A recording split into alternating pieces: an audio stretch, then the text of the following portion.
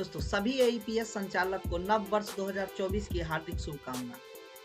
अभी एनपीसीआई के द्वारा तरह तरह के नियमों को लाए जा रहे हैं और अभी भी कुछ खास नियम लाए हैं। आज की इस वीडियो में मैं आपको कंप्लीट जानकारी देने वाला हूं एईपीएस के कुछ नियमों को लेकर। अभी जो है एनपीसीआई के द्वारा क्या क्या नियमों में बदलाव किए गए हैं, अब एईपीएस करने वाले सभी रिटेलर को कितना बड़ा रिस्क लेना पड़ सकता है और ये बैंकिंग कितना सेफ है, तो मैं आपको इस वीडियो में कंप्लीट जानकारी देने वाला हूँ। तो सबसे पहले हम बात करते हैं कि ये एनपीसीआई जो है इसने नया क्या क्या नियम लाए हैं। तो 1 जनवरी 2024 से आप जितने भी ट्रांजैक्शन करेंगे, कस्टमर का अगर पैसा आप विड्रॉ करते हैं तो सभी ट्रांजैक्शन पे आपको एक बार जो है रिटेलर का थंब लगेगा, उनके बाद आप कस्टमर का थंब लगाकर पैसा विड्रॉ करेंगे।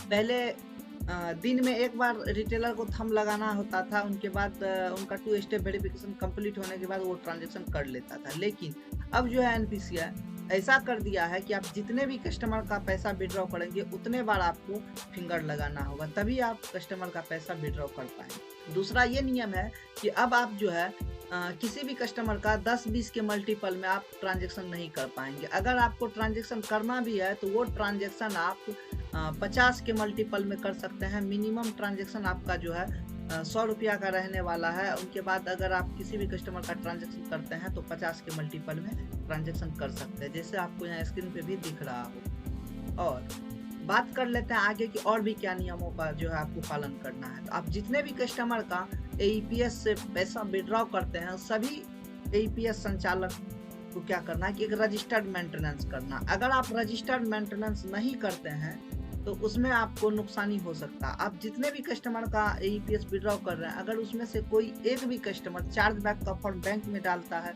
या फिर हमारे केस में कुछ ऐसा हुआ, एक कस्टमर एटीएम से पैसा विड्रॉ किया और जब वेरिफिकेशन कॉल उनके मोबाइल नंबर पे गया बैंक की तरफ से, जो आपने ये ट्रांजैक्शन किया है तो 1 दबाएं, अगर आपने ये ट्रांजैक्शन नहीं किया है तो 2 दबाएं। तो हो सकता है या तो कस्टमर कॉल पिक नहीं किया हो या फिर उसने 2 दबा दिया।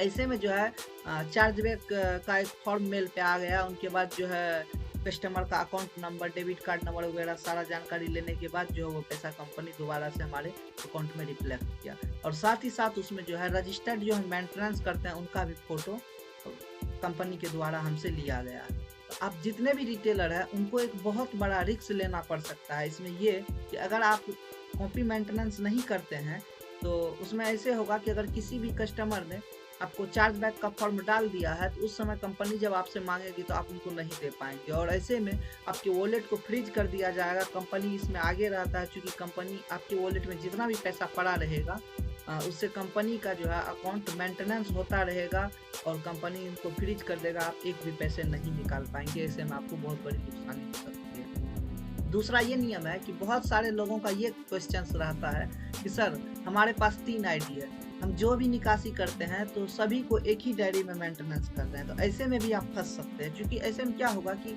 आप अगर किसी भी कस्टमर का चार्जबैक आता है, आप उनको फोटो खींच के देते हैं, तो वो क्या करता है कि कंपनी वाले ये चेक करता है कि अगर इस कस्टमर ने हमारे यहाँ से पैसा विड्रॉ किया है और इनके आगे पीछे जो आपने ट्रांजैक्शन मेंशन करके रखा है वो इसके आईडी से विड्रॉ नहीं हुआ होता है, तो इस कंडीशन में आपको एक दिक्कत आ सकती है। तो इसलिए आप जो है इंडिविजुअल यानी अलग अलग रजिस्टर्ड मेंटेनेंस करें अलग अलग आईडी के। तो दोस्तों इसी तरह से आपको समझ में आ गया होगा कि जो भी कस्टमर का आप विड्रॉ करते हैं तो अब बैंकिंग को बहुत ज़्यादा सेफ बनाया जा रहा है। अगर जितने भी कस्टमर हैं उनको प्रॉपर रूप से मेंटेनेंस करना होगा। फ्रॉड जो भी लोग होंगे वो ऑटोमेटिक हटता रहेगा। अगर एक का भी कंप्लेन आ जाता है आपके आईडी पे तो आपके प्रॉपर आईडी को फ्रीज कर दिया जाता है जब तक कि आप इनको साबित नहीं कर पाते हैं। और दूसरी बात कि आपको हर एक ट्रांजैक्शन के बाद अब फिंगर लगाना होगा। इस तरह से जो भी एईपीएस के, जो भी एनपीसीआई के द्वारा ये नए नए नियम लाए जा रहे हैं, ये प्रॉपर बैंकिंग को सफल बनाने के लिए लाया जा रहा है ताकि फ्रॉड कम हो। तो दोस्तों आपको इस वीडियो से समझ आ गया होगा कि अब बैंकिंग, अगर फ्रॉड लोग या फिर कुछ ऐसे लोग जो अपने घर परिवार के लिए आईडी लेकर कभी कभार एईपीएस ट्रांजैक्शन करते थे, अब ऐसा लोग नहीं कर पाएंगे। ऐसे में कस्टमर का रिटेलर का आमदनी भी बढ़ेगा, क्योंकि आपके पास जो है ज़्यादा से ज़्यादा कस्टमर आएंगे अगर आप प्रॉपर रूप से एईपीएस का काम करते